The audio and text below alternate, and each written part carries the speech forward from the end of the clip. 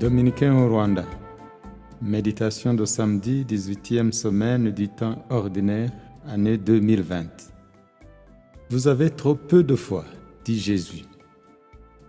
La démarche de l'homme dont le Fils souffre d'épilepsie ressemble à celle que nous faisons auprès du personnel soignant.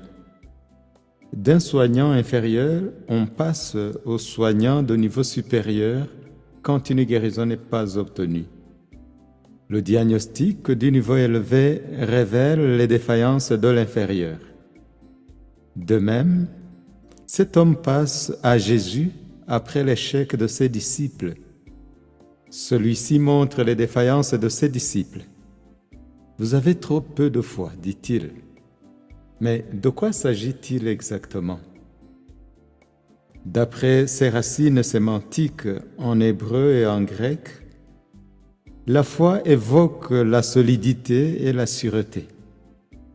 La foi évoque aussi la sécurité et la confiance. Mais il s'agit d'une confiance qui s'adresse à une personne fidèle et qui engage l'homme tout entier. La foi est aussi une démarche de l'intelligence pour accéder à la connaissance des réalités qu'on ne voit pas normalement. La foi parfois hésite à s'affirmer devant l'épreuve d'un appel trop exigeant.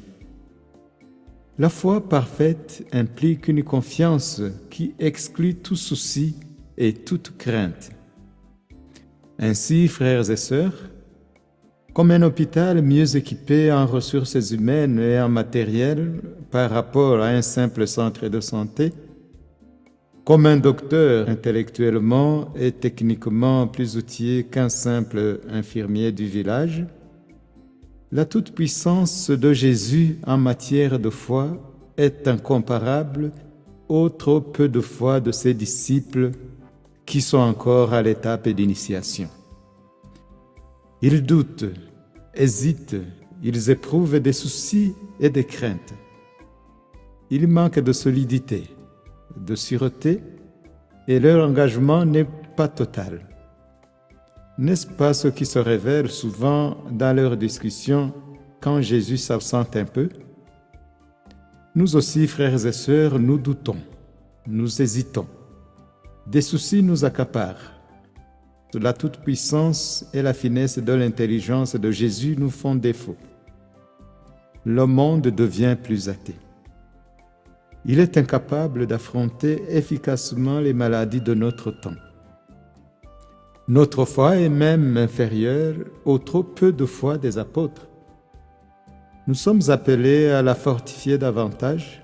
Beaucoup de signes montrent que nous vivons au milieu d'une génération incroyante et dévoyée, qui vante la technologie, mais qui échoue lamentablement, par exemple devant le Covid-19. Pourquoi nous vantons-nous, frères et sœurs? Notre monde fatigue Jésus. Combien de temps devra-t-il le supporter? Seigneur, délivre-nous de l'athéisme, des pandémies et des épidémies.